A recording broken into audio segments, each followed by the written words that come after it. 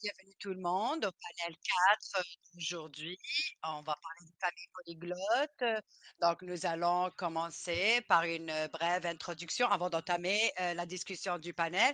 Donc, comme vous pouvez voir, j'ai ici plusieurs intervenants avec moi. Il y a une personne qui manque. On attend à ce qu'elle se joigne à nous. Son nom est Andrea. Donc, mon nom est Avishta et ma langue maternelle est le créole. Donc, je vous parle dans ma langue. Donc, je suis ici pour partager mon expérience et je travaille à Masterworld, un prestataire de services linguistiques qui est basé au Texas, aux États-Unis. Alors, je donne la parole à la personne suivante pour qu'elle se présente. Bonjour, mon nom est Lucedo Bartas. Mon, je le dis dans ma langue maternelle. Je suis chef clinique et je travaillais en collaboration avec mon organisme depuis 2003.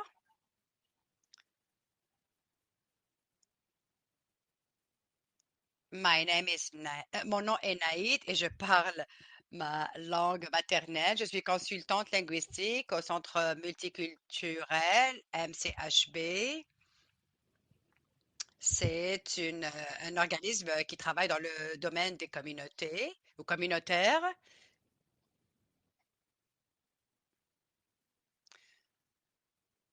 Bonjour, mon nom est Paul, je suis directrice générale de ABC Headset Society.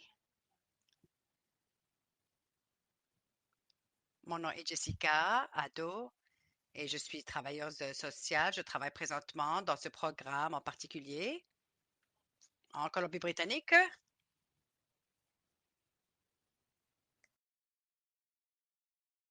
Mon nom est Catherine Elix. Je travaille à l'Université d'Alberta dans le laboratoire du docteur Elton avec lequel on va échanger aujourd'hui.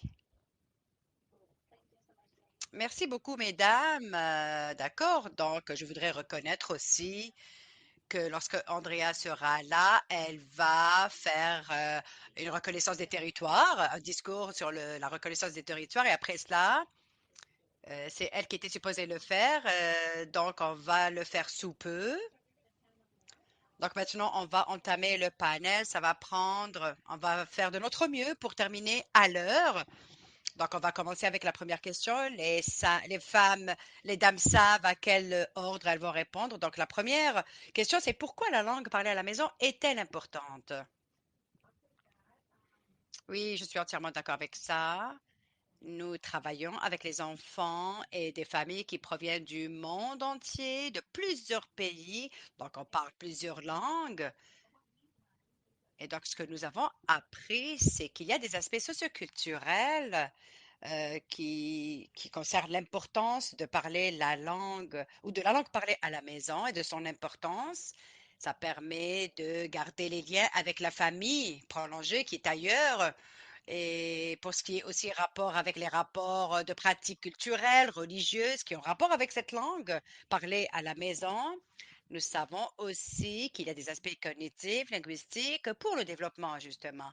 Donc, dans la recherche que nous avions effectuée, pour ce qui est du développement chez les enfants, c'est un point de plus pour leur développement, justement.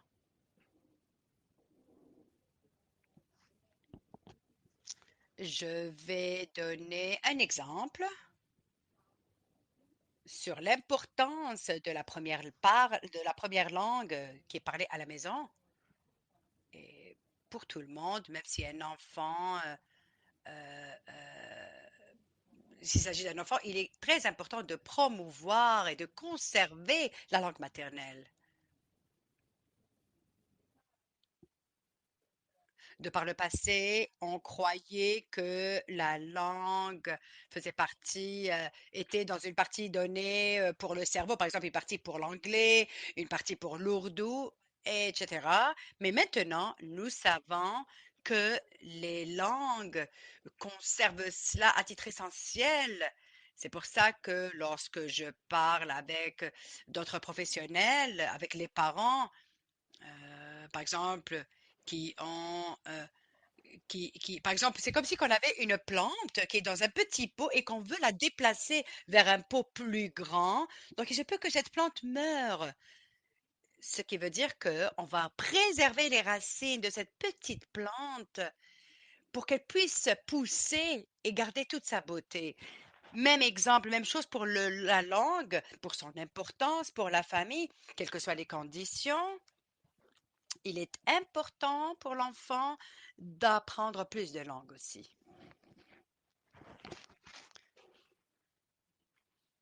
Je pense que c'est très pertinent. On l'a vu de par notre travail que nous effectuons avec notre communauté. Ça a à voir avec la santé mentale aussi, pour ce qui est de la promotion de langue. Nous avons entendu tellement d'histoires lorsqu'on pose des questions, on demande aux enfants de parler la langue avant d'aller à l'école. Et ils ne voient pas l'utilité parce qu'ils ne parlent pas l'anglais, et comme c'est pas l'anglais n'est pas leur première langue, ou parfois c'est un anglais cassé, ou parfois la maman ne parle pas cette langue. Donc il est important la langue parlée à la maison a toute son importance au sein de ces communautés parce que ça devient une langue partagée au sein de cette même communauté. Donc, ils vont pouvoir échanger sur les belles choses qui existent dans leur langue. Et bien sûr, ce sont ils vont émettre cela aussi. Merci et je soutiens beaucoup nos collègues bien sûr, qui sont soutenus par une recherche. Et donc, pour en rajouter à ce que vous avez dit, les enfants, bien sûr, donnent toute l'importance à la langue qu'ils parlent à la maison. Et ils sont en fait en quête d'identité. C'est ce qui est ressorti dans nos recherches. Et aussi, nous avons vu dans une recherche que parler deux langues, bien sûr, va renforcer la résilience, va encourager à être en mesure de négocier. Donc, tous ces avantages, tous ces bienfaits, on les voit que ce soit qui ont rapport avec la langue ou avec le côté de la communauté par rapport à la famille. Merci beaucoup, tout le monde.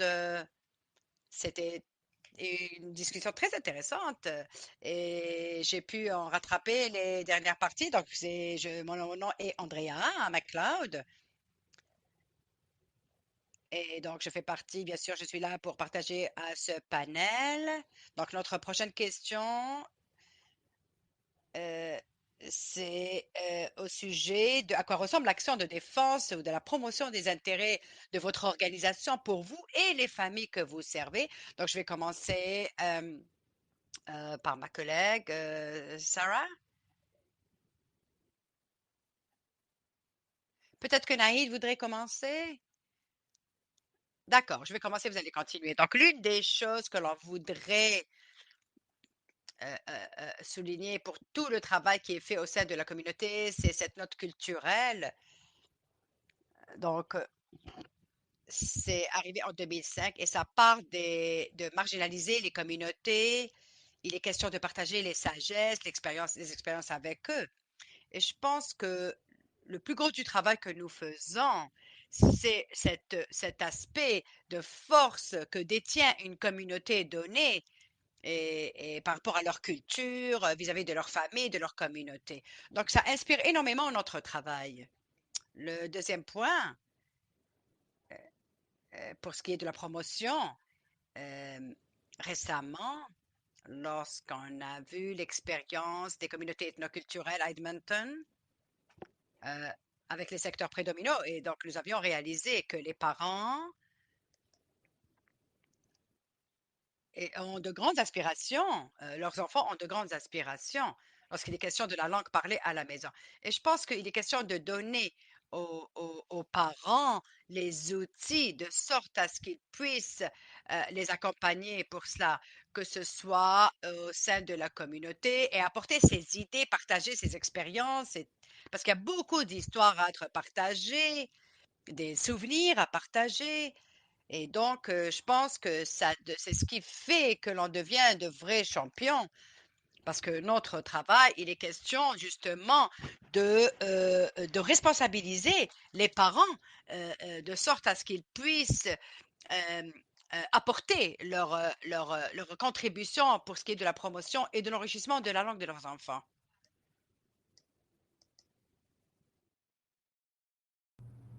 Alors, ce qu'elle dit, c'est que dans les faits, nous collaborons avec le système d'éducation, les services de protection de l'enfance, les services destinés à la famille, et bien sûr avec d'autres agences avec qui travaillent avec des familles afin de comprendre l'importance de soutenir la langue et d'inclure la culture et la langue. Dans notre cas, nous sommes des thérapeutes et on intègre cela dans notre pratique. Nous, nous concevons des soutiens pour la famille. Ce sera dans les 2 langues ou les 3 langues de la famille.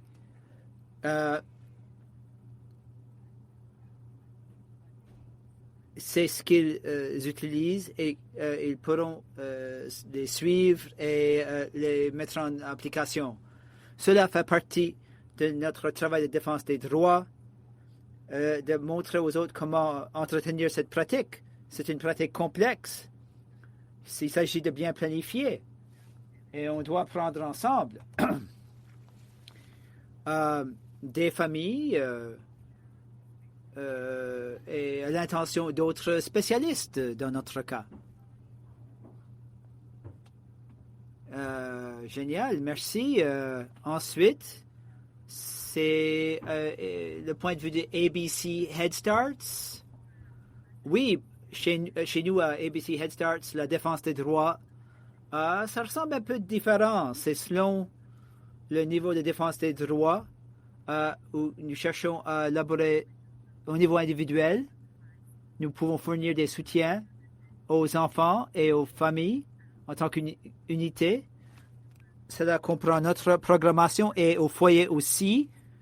Il y a plusieurs façons. La représentation, ce qui comprend la traduction de contenu, la représentation de la culture et du multilinguisme, le sentiment également d'appartenance et de communauté au sein de notre programme pour intégrer cela et faire un pont entre le foyer et nous au sein de notre programmation.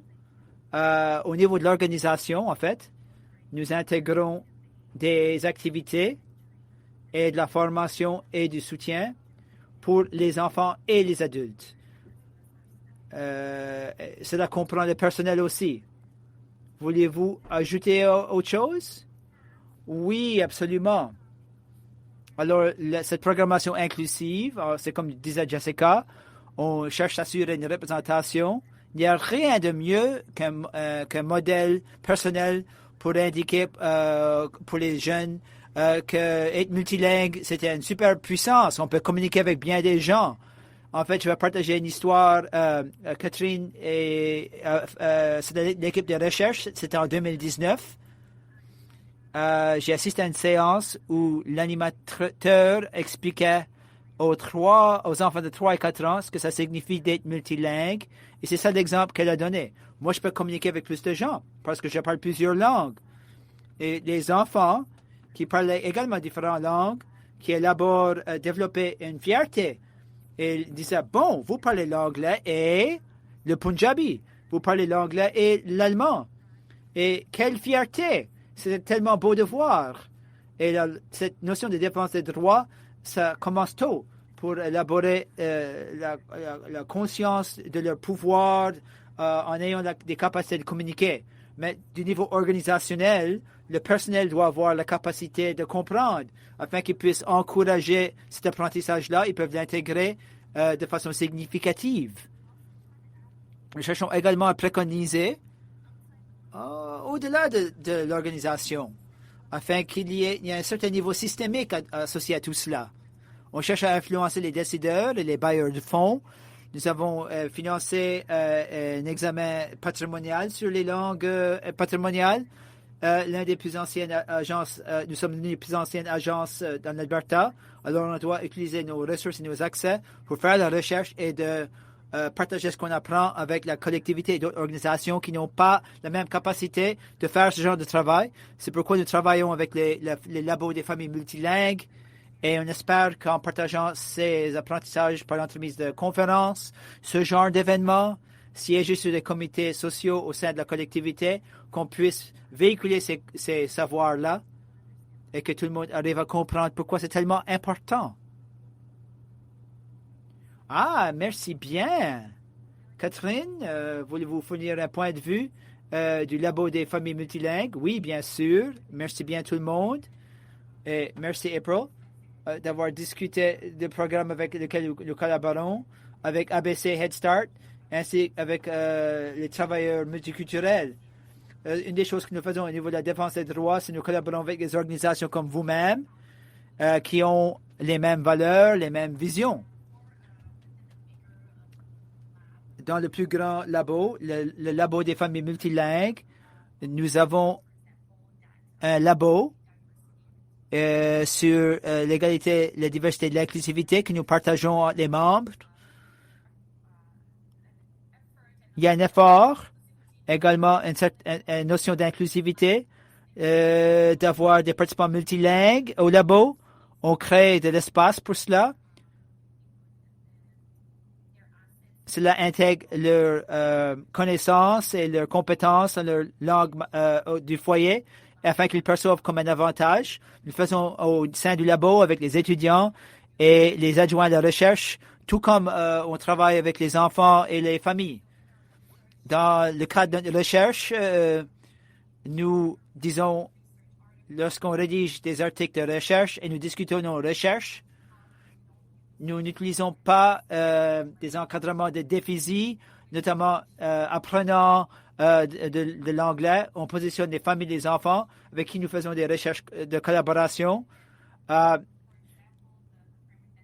exemple, l'encadrement, la richesse culturelle, de voir vraiment les atouts que les familles et les enfants apportent en étant multilingues. Au niveau du labo et au niveau de la recherche, ce sont les autres aspects que nous contribuons. Merci bien. Et ensuite, je vais demander à Vishta de partager un peu au sujet de ses expériences, ses points de vue sur le plan de la défense des droits au niveau national et mondial. Merci bien. Oui.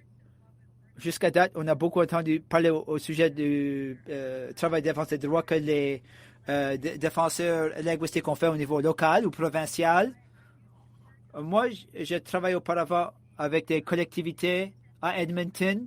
Là, je me suis mis à travailler plus au niveau mondial. J'ai des liens avec une organisation qui rassemble, c'est la Coalition pour l'accès linguistique au Canada. Et je me suis mis à faire le travail de défense des droits sur le plan mondial pour lier. En fait, une des choses que je fais, c'est que j'organise de tels événements où on rassemble des défenseurs et des militants linguistiques. On les rassemble, on crée des espaces multiculturels et multilingues afin que les gens puissent partager leurs projets, leurs initiatives en ce qui a trait aux langues, afin que le reste du monde puisse en apprendre au sujet de cela. Cela crée des occasions de collaboration entre les différentes organisations dans le monde. Au niveau mondial, c'est le genre de travail que j'ai accompli. Je cherche à encourager les jeunes à l'utilisation des langues dans différents espaces et l'industrie linguistique aussi. On veut s'assurer que des gens dans d'autres secteurs et d'autres espaces soient au courant de comment leur travail fait intersection avec les services linguistiques. Cela fait partie de ma mission, d'assurer qu'on a des discussions importantes au sujet de la défense des droits linguistiques dans différents secteurs dans le monde, et tout en s'assurant que nous utilisons nos langues dans les différents espaces, mais également de s'assurer que la langue est préservée et transmise aux générations futures. C'est un peu ce que je fais au niveau mondial. Merci, Andrea. Et je pense que c'est la prochaine question, n'est-ce pas? Alors, revenons aux dames ici. La prochaine question. stratégie utilisez-vous en tant qu'organisation pour soutenir les langues au foyer? Alors, c'est Catherine d'abord, et ensuite ABC, et ensuite Houseworker. Je vais lancer, et là, Andrea peut en rajouter pour les labos multilingues, les familles multilingues. Quelles sont nos stratégies? Nous avons des projets de collaboration que nous entretenons avec les excellentes dames ici, ainsi qu'un conseil scolaire francophone à Edmonton. Nous faisons la promotion des langues au foyer qui crée un espace sécuritaire qui encourage le fait que la langue au foyer, que ce n'est pas juste au foyer, parfois dans la collectivité, mais également dans le préscolaire, lorsqu'ils vont à l'école ou différents événements communautaires, avoir un espace qui n'est pas juste un seul espace. Cela ouvre des portes afin que les enfants et les familles puissent y accéder ailleurs. Nous intégrons les langues du foyer, qui participent avec l'aide des parents lorsqu'ils participent. Et nous avons parfois des adjoints à la recherche qui partagent les mêmes langues que les enfants ou la famille. En plus de l'aide des familles, des parents, il y a parfois des bénévoles, comme on l'a fait pour les travailleurs de santé multiculturels pour soutenir les langues au foyer. On utilise également d'autres technologies pour nous aider aussi. Nous utilisons des livres dans 2 langues afin que les enfants puissent entendre la langue du foyer, également la langue de la majoritaire, soit le français ou l'anglais. Nous parlons également beaucoup d'élaborer leur identité bilingue. Ce sont des stratégies concrètes que nous employons. Également pour dire un peu plus sur notre projet, sur la minorité linguistique francophone à Edmonton. Les enfants qui viennent, qui fréquentent ces écoles-là, il y a souvent plusieurs différentes langues au foyer aussi. En plus d'apprendre une langue qui n'est pas parlée par la communauté, l'anglais on parle l'anglais partout à Edmonton, mais le français, c'est souvent juste à l'école. Et là, ils parlent une autre langue au foyer, qui n'est peut-être pas l'anglais ou le français. C'est probablement pas cela. Alors, pour encourager cela et créer un espace pour ces familles-là, de préserver et de maintenir la langue au foyer. Le fait d'avoir les langues au foyer, ça aide, avec tous les avantages que nous percevons, ça aide à ajouter une autre langue qu'ils vont apprendre. Alors, c'est un peu épineux. Il y a quelques autres langues à apprendre. Par contre, avec notre collaboration, nous avons pu atteindre notre objectif d'intégrer les langues du foyer dans la salle de classe, dans ce milieu-là. Alors, cela figurait parmi nos autres éléments du récit. Alors, je ne sais pas si Andrea veut en ajouter. Oui, brièvement. On entend l'importance de la collaboration, le fait de travailler ensemble. Et vraiment, en tant qu'équipe de chercheurs, nous nous rendons compte qu'on ne peut pas faire cela seul. Ce n'est pas du travail qui est réalisé par nous-mêmes du côté universitaire.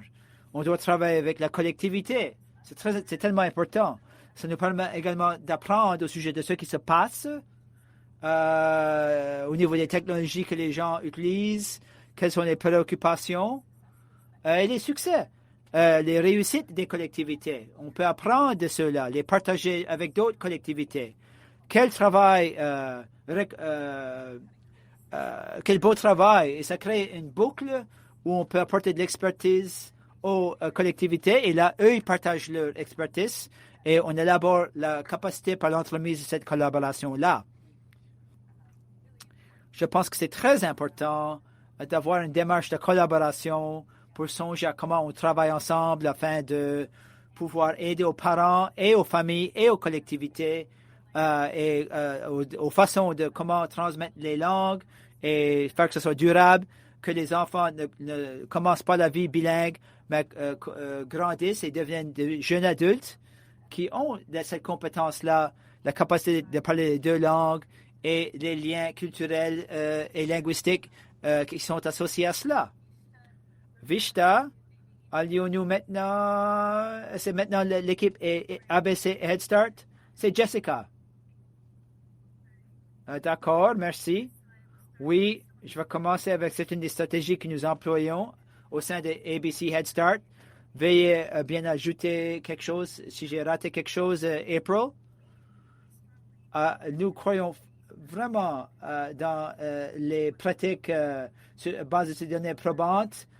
Nous voulons faire la promotion de l'inclusivité au sein de notre programme.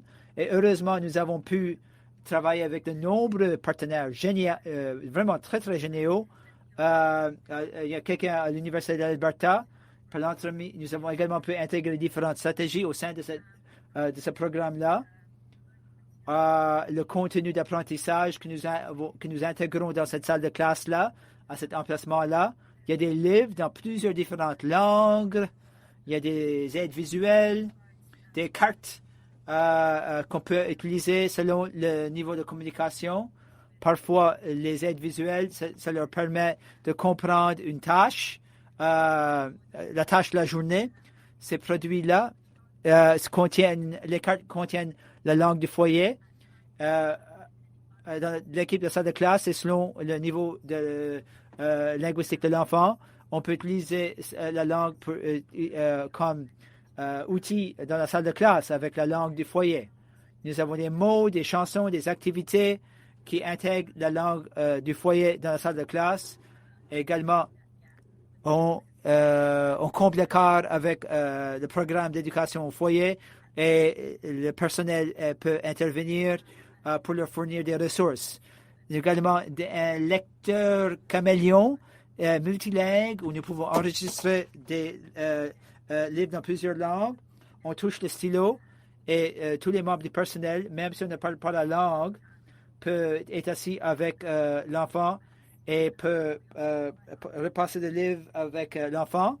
Les options pour la famille, avec de l'interprétation pour des réunions où on fait également la traduction de documents et de communication pour s'assurer que nous avons le consentement éclairé de la famille et que la famille comprend ce à quoi ils vont participer. Qui comprennent le développement et le soutien que leur famille, que leurs enfants reçoivent par l'entremise de notre programme. Et Catherine mentionnait ceci plus tôt, il y a des projets de collaboration. Nous avons eu la bonne chance de participer à ceux-là avec l'Université d'Alberta. C'est la langue, le labo des deux langues et nous soutiennent également avec la formation obligatoire pour notre personnel afin d'intégrer une véritable compréhension, afin de bien comprendre pourquoi intégrer la langue au foyer dans la programmation et comment l'intégrer comme pratique dans la salle de classe. Également, du coaching et du mentorat pour notre personnel aussi. Ils nous soutiennent également en organisant des ateliers éducatifs pour les familles. C'est un élément donné par la NAHID afin que les familles arrivent à bien comprendre que c'est un atout, qu'ils apportent beaucoup de valeur afin lorsqu'ils enseignent la langue du foyer aux enfants. On ne va pas parler la langue, langue maternelle au foyer, et ainsi, ils ne vont pas pouvoir apprendre l'anglais. Il y a une certaine peur, mais selon les données probantes indiquent que ce n'est pas le cas. Alors, nous avons également des projets de collaboration en cours avec... nous avons un partenaire autochtone dans la ville. Ils organisent des formations et des apprentissages culturels pour les enfants et le personnel. Un autre élément, dans le cadre de nos projets, ce sont des ateliers de littératie financière. Nous avons reçu des financements d'un de nos partenaires dans les grandes entreprises. Nous avons pu transcrire et traduire l'enregistrement de cet atelier pour fournir un accès supplémentaire à des renseignements.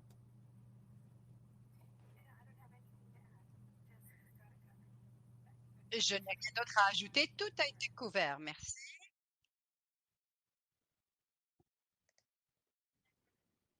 Alors, Sarah, vous êtes la prochaine personne. Merci. Donc, à la coop, dans nos pratiques, évidemment, on prend tout ce qui a été partagé. C'est pratiquement la même chose. Mais il y a un point, c'est que plusieurs parents réalisent qu'ils voudraient garder la première langue. Et donc, je dirais qu'il n'y a pas de magique. Il n'y a pas de stratégie. Nous devons planifier cela. Et donc, et il est question aux parents de planifier cela bien à l'avance avant que ça n'arrive.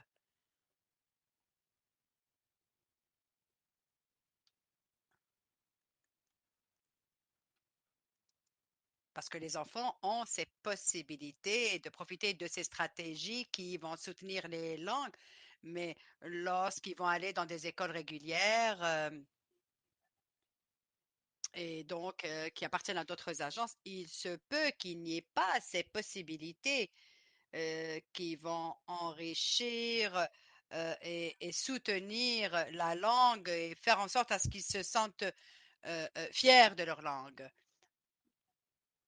Et je vous parle de l'exemple d'une fille de 5 ans pour laquelle la maman a opté pour cette école parce que la maman parle anglais. Et donc, c'est parce que les enfants perçoivent cette information, ils ont honte, en fait, et ça affecte leur estime de soi, mais aussi il y a l'estime de soi de la famille. Donc la famille a cette opportunité, cette possibilité d'en apprendre davantage et d'être soutenue, d'en savoir plus sur les avantages, sur comment le faire, parce que nous comprenons qu'ils voudraient que leurs enfants apprennent l'anglais.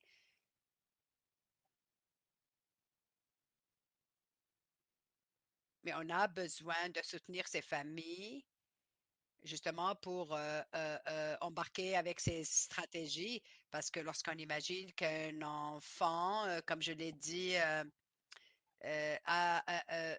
vit cette expérience, ça va provoquer plusieurs questions. Et comme vous le savez, il existe beaucoup de moyens pour ça. Et donc, les parents vont dire, voilà pourquoi les enfants ont cette difficulté, parce qu'ils ne savent pas pourquoi ça se passe. Pas mal de familles décident d'arrêter justement, d'en apprendre davantage sur la langue maternelle. Nous sommes des professionnels. Nous devons les soutenir et mettre à leur disposition différentes façons de planifier parce que ça va varier d'une dynamique d'une famille à une autre famille. Et donc, il voit ce qu'on fait. Et l'autre point, c'est que, par exemple, euh, nous avons on en connaît davantage sur ces spécialités, sur les autres programmes. Nous avons ce que nous appelons un, un code de famille. Donc, si la personne parle la langue qui est parlée par la famille, et donc cette personne essaie d'effectuer des études cliniques. Donc, Anis les familles suivent la formation. Euh, donc, il y a les garçons de la famille. On pratique ensemble avec eux. C'est pas que on leur enseigne, on leur dit ce qu'ils doivent faire, mais on essaie de les informer et vice-versa. C'est-à-dire qu'on va apprendre les uns des autres. C'est voilà l'approche que nous utilisons dans notre programme et dans notre travail avec les familles des communautés.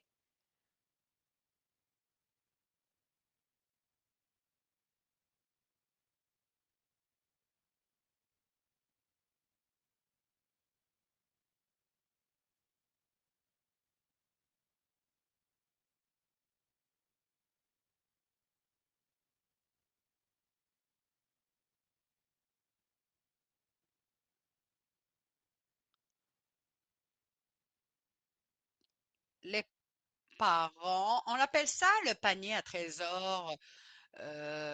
il y a plein de petites histoires sur leurs histoires. Il est question de leur nom, euh, de leur patrie qui vont noter. Donc, il est question aussi de faire des poupées ou autres. Ensuite, les enfants vont échanger cela dans la classe, dans la salle. C'est une stratégie qui fonctionne très bien. Et aussi, ça se passe comme ça dans le partenariat avec les écoles. Aussi, il est question de rencontres de différentes communautés pour qu'elles jouent justement le rôle d'émetteur ou de transmetteur de ces connaissances. Donc, il existe aussi cela au sein des communautés où les aînés ne parlent pas anglais. Et donc, je pense que la création d'espaces et offrir des opportunités, des possibilités aux aînés, non seulement pour leur enseigner la langue, mais aussi pour leur en apprendre davantage sur la culture, je pense que ça a toute son importance et ça apporte son lot de sagesse. Oui, c'est une excellente façon, je pense, de conclure cette question. Le fait de penser à créer ces espaces de famille pour travailler ensemble aussi, ça parle de l'idée que nous sommes tous en apprentissage finalement. Donc, on essaye de se débarrasser de ce sentiment d'insécurité parce qu'on ne maîtrise pas telle ou telle langue. Oui, d'accord, c'est correct. Je suis en train d'apprendre la langue. Donc, lorsqu'il est question de d'événements, des communautés qui portent sur l'idée, par exemple, de cuisiner ensemble, partager des histoires qui font partie de l'expérience. Et donc, on va vous poser des questions telles que comment vous dites ça ou ça. Et donc, et justement, prendre conscience de certains sons ou apprendre des sons nouveaux. Donc, ce sont des espaces d'apprentissage. Et c'est clair que on n'est pas censé maîtriser parfaitement la langue pour pouvoir justement y contribuer. Il est question de partager le plaisir de l'apprentissage, une langue. Peut-être parce que je suis passionnée des langues. Et donc, ce qui est intéressant, pour ce qui est des sons, comment on met les mots ensemble, comment on les formule, comment on formule les nuances. Comme par exemple en français, il y a différents mots pour le pain, alors qu'en anglais, il y a, vous savez, il y a deux mots, mais en français, par exemple, il y a beaucoup plus de détails pour parler du pain. Et donc, comment ça s'est reflété sur la culture? Euh, je pense que cet élément, cette idée de travailler ensemble, crée en fait, met en place ce pont entre les familles et les écoles, entre les familles ou les écoles et les communautés, et finalement, on travaille tous pour le même objectif. OK, j'ai intervenu, mais je pense que nous avons si jamais il y a des questions, ceux dans le public, vous qui êtes dans le public, vous pouvez les mentionner sur la boîte de clavardage dans le chat. Et si vous gardez un œil sur le chat, bien sûr, nous avons quelques ressources qui font partie, c'est-à-dire que nos ressources ont élaboré certaines fonctions. Et alors, gardez un œil sur le chat. Et si vous avez des questions, ajoutez-les-y.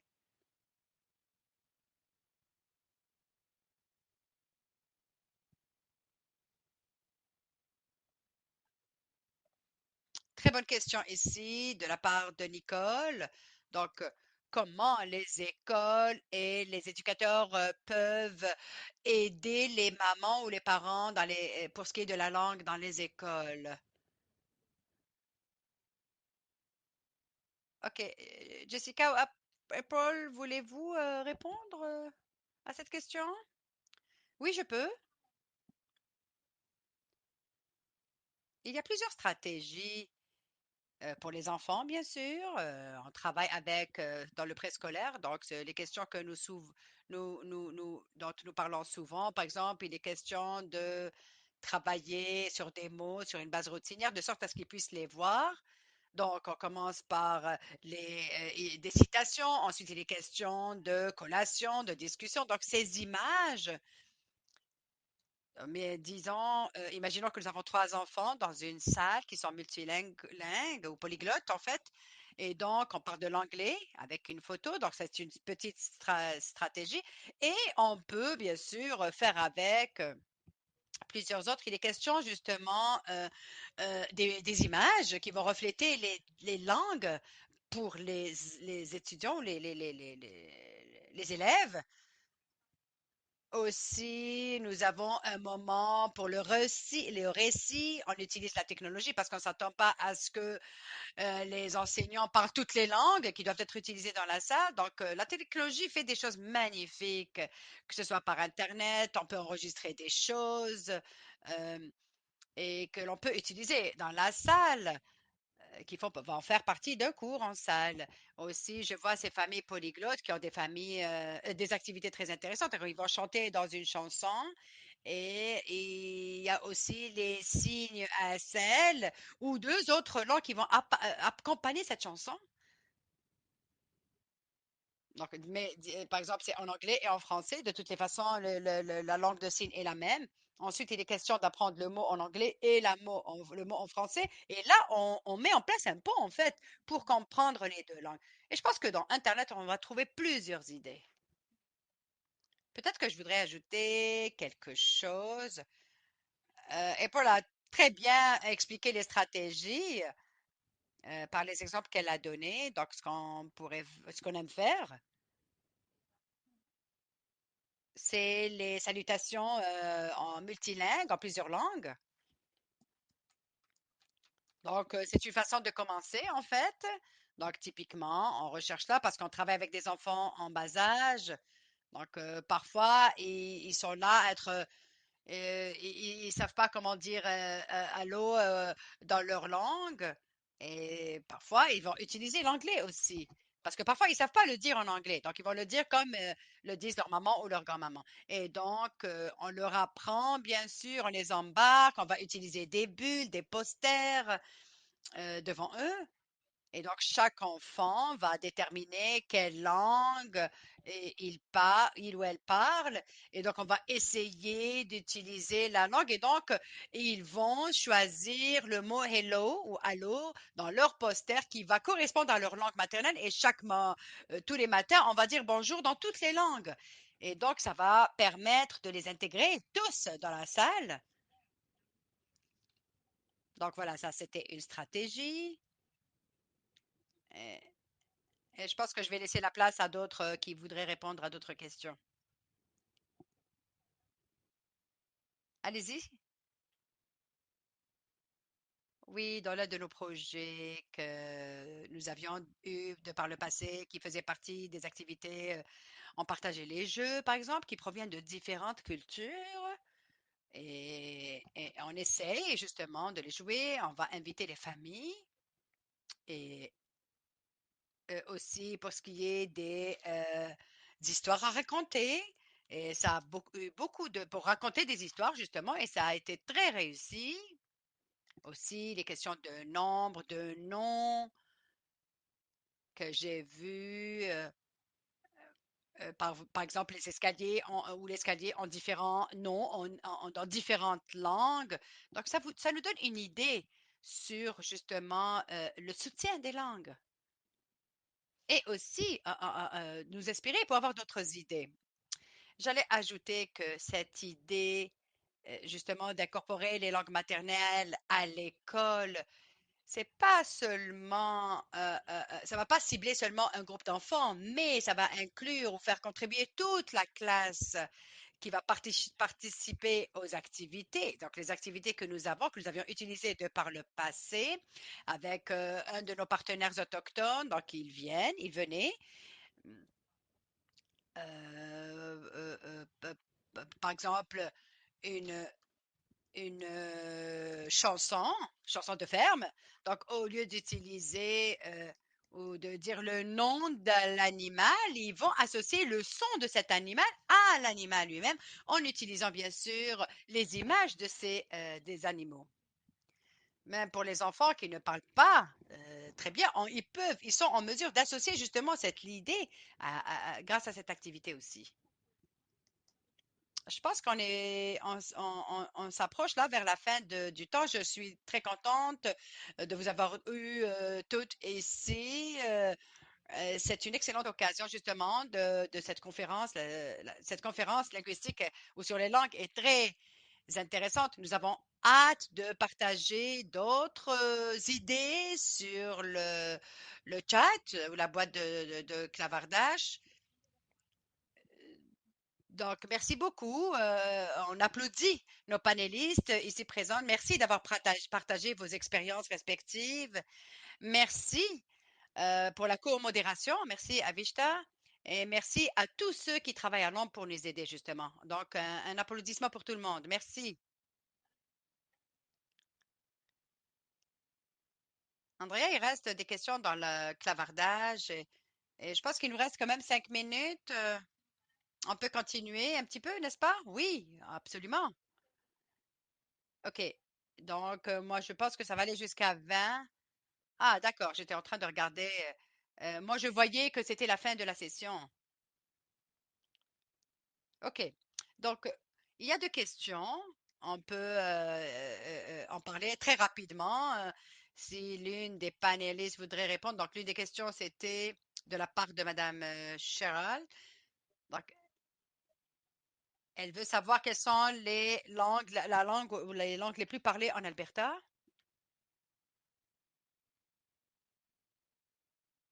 La question rapide. Ça dépend de là où vous habitez en Alberta. Alors, nous avons certainement différentes collectivités qui parlent à travers le Canada dans les milieux ruraux et urbains. On voit qu'il y a des poches dans des lieux où certaines langues sont plus courantes dans nos collectivités, puisque la plupart de nous sont situés à Edmonton. En fait, j'habite dans une communauté francophone assez forte. J'entends du français à l'extérieur de la maison. Mes enfants fréquentent une école francophone. Nous entendons souvent le français autour de nous. Nous sommes chanceux. Nous avons choisi précisément l'emplacement. Peut-être que les gens du panel veulent parler des langues locales qu'ils entendent dans leur collectivité locale. Je ne vois personne, alors je vais intervenir. Désolé, April, allez-y. Certaines les langues les plus populaires qui sont parlées à ABC, c'est le somalien, le punjabi, beaucoup de tigrinya et de l'urdu, le français. Et l'espagnol devient de plus en plus commun avec les gens qui participent à notre programmation.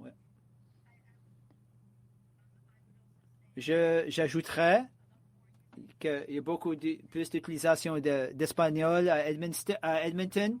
J'habite dans la région partie occidentale. C'est surtout francophone, mais j'en parle beaucoup de Tagalog lorsqu'on circule. La communauté philippine est très forte ici. Alors, j'en parle beaucoup de Tagalog. De l'anglais, pas beaucoup de français, malheureusement. Un peu de Somalie aussi. Comme disait April. Et cela correspond à vos propos aussi, Andrea. Et c'est ça. Peut-être pour faire la clôture. Alors, je pense que j'ai dit mes remerciements. Un grand merci à tout le monde. J'ai beaucoup apprécié l'occasion d'entendre vos points de vue. Et merci à tout le monde de s'être joint à nous. Je vous souhaite une deuxième ou une dernière partie, en fait, de la journée sur la défense des droits linguistiques. Merci.